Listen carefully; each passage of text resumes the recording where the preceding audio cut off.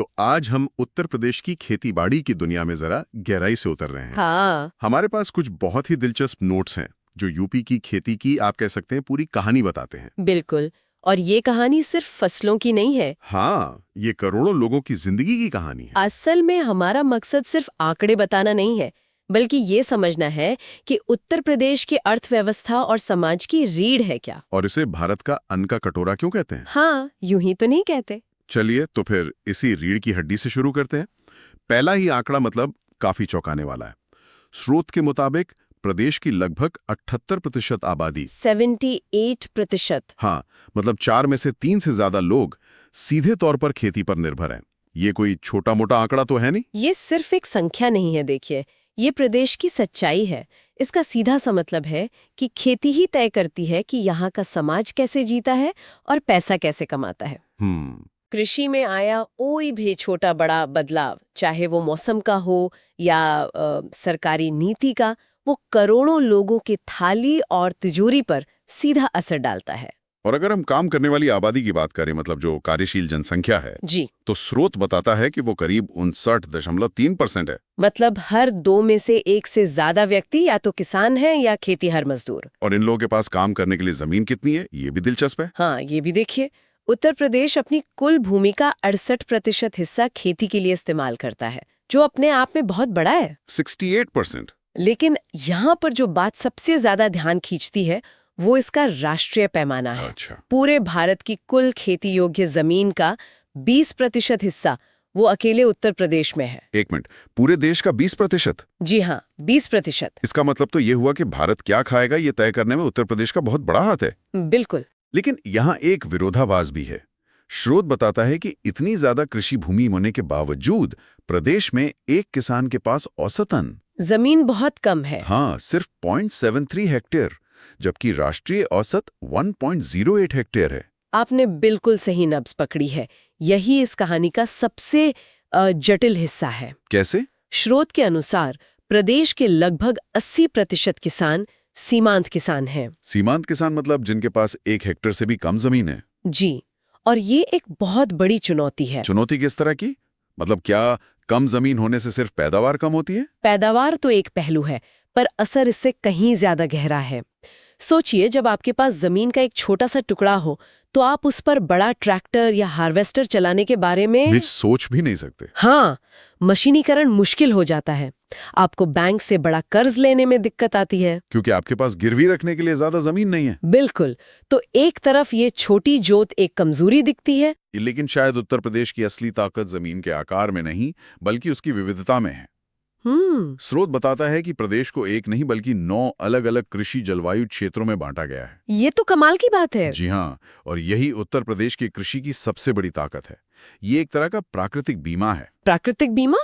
ये दिलचस्प है। इसका मतलब है कि प्रदेश के अलग-अलग हिस्सों में मिट्टी, तापमान और बारिश का मिजाज अलग-अलग है।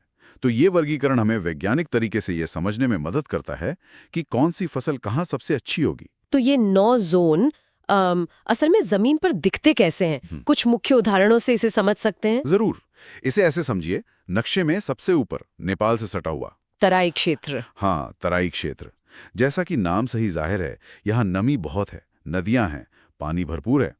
तो यहाँ गन्ना और धान जैसी फसलें जिन्हें पानी बहुत चाहिए वो लहलहाती हैं। ठीक है, यानी तराई का मतलब गन्ना और धान। हाँ। और फिर वो इलाका जो हम सब ने सुना है, गंगा यमुना के बीच का दोआब क्षेत्र, शायद भारत की सबसे उपजाऊ जमीनों में से एक। अच्छा। यहाँ की जलोढ़ मिट्टी गेहूं के लिए आप कह सकती हैं सोने जैसी है।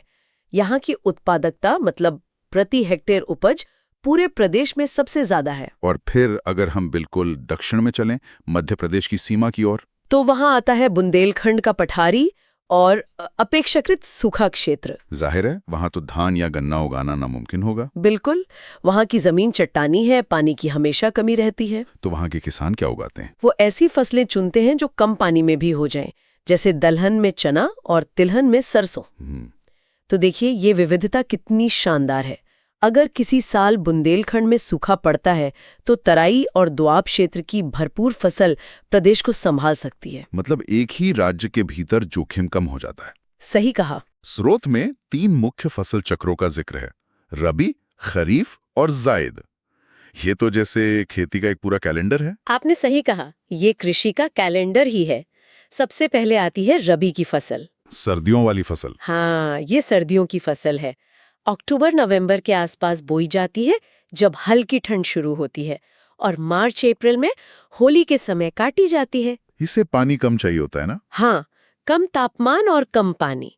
गेहूं, जौ, चना और सरसों इसकी मुख्य फसलें हैं। यानी हमारी रोटियों का गेहूं रबी की देन है।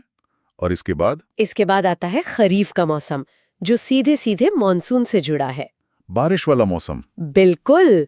जून जुलाई में जब पहली बारिश होती है तब इसकी बुआई होती है, और सितंबर अक्टूबर में कटाई। इस फसल को बहुत ज्यादा तापमान और बहुत ज्यादा पानी की जरूरत होती है। जैसे धान, गन्ना, मक्का, बाजरा और कपास, ये सब इसी मौसम की फसलें हैं। और इन दोनों के बीच में एक छोटा सा मौसम भी है, जायद का। ये मुझे हमेशा बहुत दिलचस्प लगता है। हाँ, ये रबी और खरीफ के बीच का एक छोटा सा झरोखा है, जब रबी की फसल कट जाती है और खरीफ की बुआई में वक्त होता है, मतलब मार्च अप्रैल से मई जून के बीच। तब किसान जायद की फसलें उगाते हैं। जी, इन्हें तेज गर्मी और धूप तो चाहिए, लेकिन पानी की जरूरत बहुत ज्यादा नहीं होती। जैसे तरबूज, खरबूजा, खीरा। हाँ, और दूसरी सब्जियां। ये सुनने में तो बहुत व्यवस्थित लगता है, लेकिन क्या असल में किसान इन तीनों चक्रों का फायदा उठा पाते? ये बहुत जरूरी सवाल है। खासकर जायद की फसल, जो इतने कम समय के लिए होती है, क्या ये छोटे और सीमांत किसानों के लिए वाकई फायदेमंद है? देखिए, जायद की फसल एक अवसर की तरह है, लेकिन इसमें जोखिम भी है। फायदा ये है कि खेत खाली नहीं रहता और किसान को दो मुख्य फसलों के बीच कुछ अतिरिक्त आमदनी हो जाती है। लेकिन चुनौती ये है कि समय बहुत कम होता है। अगर बुवाई में थोड़ी देर हो गई या मौसम ने साथ नहीं दिया तो पूरी फसल खराब हो सकती है। अच्छा। इसलिए कई छोटे किसान इस जोखिम को उठाने के बजाय अपने खेतों को अगली फसल के लिए तैयार करना ज्यादा बेहतर समझते हैं। समझ गया। चलिए अब जरा उन मुख्य फसलों की बात करते हैं जो इन खेतों में असल में उगती हैं। स्रोत के मुताबिक गेहूं उत्पादन में उत्तर प्रदेश पूरे देश में पहले स्थान पर है। जी। और ये प्रदेश की 24% कृषि भूमि पर उगाया जाता है। जी हाँ, और यहाँ एक बहुत बारीक लेकिन महत्वपूर्ण बात है जिस पर स्रोत ध्यान दिलाता है। बताइए। अगर हम कुल उत्पादन की बात करें, मतलब सबसे ज्यादा गेहूं कहाँ पैदा होता है, तो गोरखपुर जिला आगे है। अच्छा, गोरखपुर। लेकिन अगर हम उत्पादकता की बात करें। अच्छा, एक मिनट। उत्पादन और उत्पादकता, इसमें क्या फर्क है? बहुत अच्छा सवाल है। देखिए, उत्पादन का मतलब है कुल कितनी पैदावार हुई, मतलब टोटल क्वांटिटी। ठीक है। और उत्पादकता का मतलब है प्रति हेक्टेयर कितनी उपज मिली, मतलब एफिशिएंसी। समझ गया। तो गोरखपुर में कुल उत्पादन ज्यादा है। हाँ, लेकिन उत्पादकता में गंगा यमुना का दुआब क्षेत्र बाजी मार ले जाता है। ये अंतर क्यों है? इसका कारण है कि गोरखपुर और पूर्वी उत्तर प्रदेश में खेती का रकबा, मतलब एरिया, बहुत बड़ा है, इसलिए कुल उत्पादन ज्यादा हो जाता है। लेकिन दुआब क्षेत्र की मिट्टी और सिंचाई की बेहतर सुविधाएं ये सुनिश्चित करती हैं कि वहां हर हेक्टेयर जमीन से ज्यादा गेहूं निकाला जा सके। ठीक है, अब चावल की बात करते हैं। मुझे हमेशा लगता था कि पंजाब और हरियाणा इस मामले में सबसे आगे होंगे। ये एक आम धारणा है, लेकिन स्रोत कहता है कि चावल उत्पादन में प्रदेश पश्चिम बंगाल के बाद दूसरे स्थान पर है। ये थोड़ा चौंकाने वाला है। हाँ, ये है।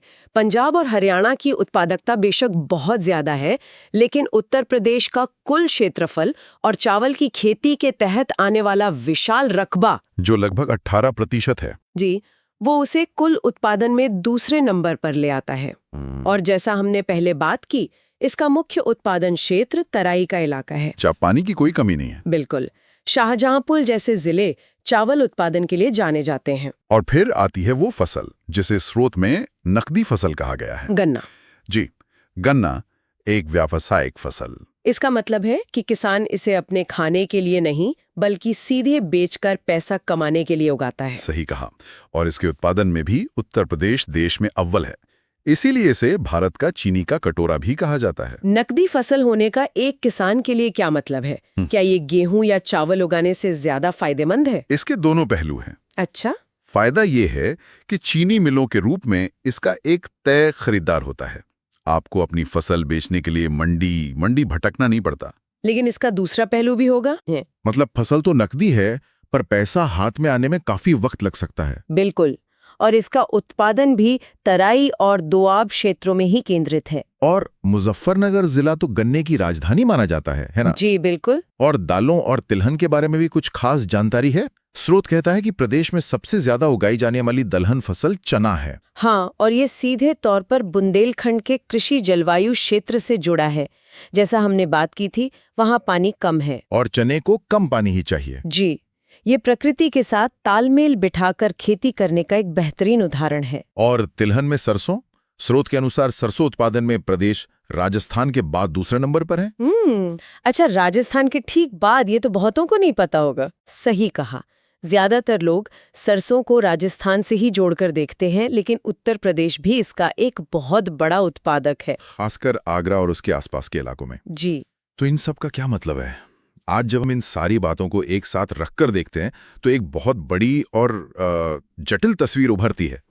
एक तरफ 78% आबादी की निर्भरता, देश की 20% कृषि भूमि का होना, 9 अलग अलग जलवायु क्षेत्र, और गेहूं और गन्ने जैसी फसलों में राष्ट्रीय नेतृत्व। और दूसरी तरफ हर किसान के हिस्से में आती छोटी सी जमीन, 80% किसानों का सीमांत होना और पानी जैसे संसाधनों पर बढ़ता दबाव। तो ये तस्वीर अवसरों और चुनौतियों दोनों से मिलकर बनी है। बिल्कुल। उपजाऊ भूमि और विविध जलवायु इसकी सबसे बड़ी ताकत है, तो छोटी जोत और किसानों की आर्थिक स्थिति इसकी सबसे बड़ी चुनौती। स्रोत के अंत में एक सवाल भी था जो वाकई सोचने पर मजबूर करता है। हाँ, और ये सवाल इन सारी चुनौतियों को एक जगह ले आता है। सवाल है, किस फसल को सबसे ज्यादा सिंचाई की आवश्यकता होती है, धान या गन्ना? पहली नजर में तो जवाब धान ही लगता है। हम सब ने धान के खेत देखे हैं जो महीनों पानी से लबालब भरे रहते हैं। आपका अनुमान सही है, एक हद तक। धान को प्रतिदिन बहुत ज्यादा पानी चाहिए। लेकिन यहाँ एक और पहलू है। गन्ने की फसल खेत में लगभग पूरे साल खड़ी रहती है, 10 से 12 महीने, जबकि धान की फसल 4-5 महीने में तैयार हो जाती है। सही पकड़े। तो असली सवाल ये नहीं है कि कौन सी फसल ज्यादा प्यासी है, बल्कि ये है कि हम ज्यादा पानी को माप कैसे रहे हैं। मतलब क्या हम एक दिन में लगने वाले पानी की बात कर रहे हैं या पूरी फसल को उगाने में लगे कुल पानी की मात्रा की? बिल्कुल। जब हम पूरी फसल अवधि की बात करते हैं तो एक साल में गन्ना शायद धान से भी ज्यादा पानी जमीन से खींच लेता है। वाह! ये एक ऐसा सवाल है जो सिर्फ अकादमिक नहीं है, बल्कि यह प्रदेश की जल नीति और भविष्य की कृषि योजनाओं को तय करने में बहुत अहमियत रखता है कि हमें कौन सी फसल को बढ़ावा देना चाहिए। हाँ, और ये इस बात पर भी निर्भर करेगा कि हमारे पास पानी कितना है। तो ये सिर्फ खेती का नहीं बल्कि सीधे सीधे जल संसाधन प्रबंधन का सवाल बन जाता है। इस पर सोचना वाकई दिलचस्प होगा। जी।